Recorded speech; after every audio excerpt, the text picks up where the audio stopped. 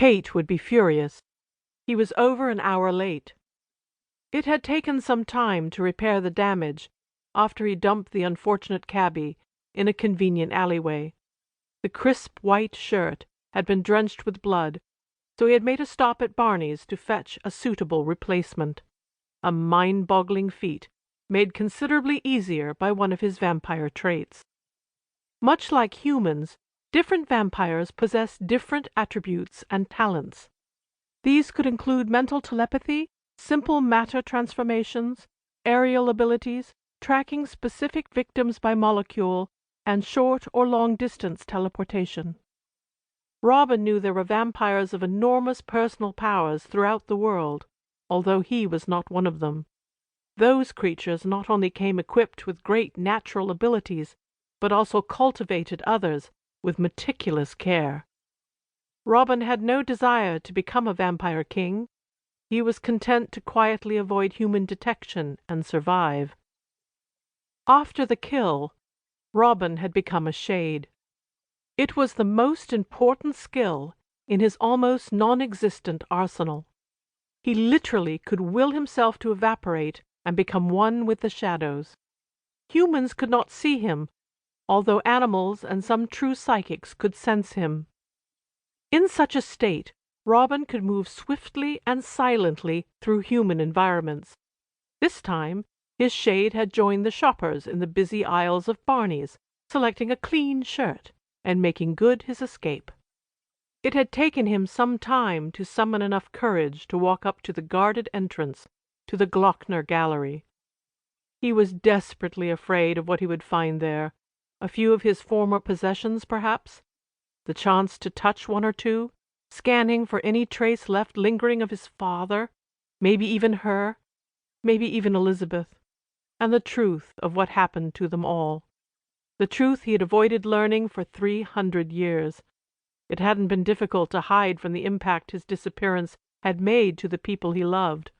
No historians particularly cared what happened that summer's night so long ago in a remote northern earldom. Nobody cared any more what happened to his family and to his betrothed. He could pretend whatever he liked about them all, devise pleasant stories about how they all went on with their lives without him. But now the reality might suddenly jump out at him from any corner of the exhibition. Robin was both exhilarated and anxious as he passed through the invitation-only checkpoint. The essence of the cab driver had strengthened him. He was forced to admit that higher quality blood really did improve his physical state. But a wave of homesickness swept over him the moment he stepped into the antechamber of the Glockner.